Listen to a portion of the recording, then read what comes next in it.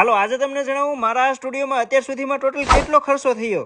તો હું બનાવી રહ્યો છું નોર્મલ રૂમમાંથી એક ડ્રીમ સ્ટુડિયો, અને ડ્રીમ સ્ટુડિયો બનાવવાનો આજે છે 8મો દિવસ. તો આજે હું તમને જણાવીશ અત્યાર સુધીમાં જેટલું કામ થયું છે એનો ટોટલ ખર્ચો કેટલો થયો. શરૂઆત કરશું આ પીવીસી સીલિંગ થી. આમાં ખર્ચો થયો હતો 14,000 નો, અને 1280 રૂપિયા અલગ અલગ લાઇટ ના, 4500 રૂપિયા વોલપેપર ના, રૂપિયા 9,000 લોઅર્સ પટાના, 3500 રૂપિયા ખુરશીના. તો અહીંયા સુધીનો ટોટલ ખર્ચો થયો છે 32,280 રૂપિયા. ખબર નહીં આગળ કેટલો ખર્ચો થાય, હિસાબ કિતાબ બધો પૂરો. પણ આ હું મારું ફેસ તો પરસેવાથી ભરાઈ ગયું છે. ઉભારો મોઢું ધોતો આવું.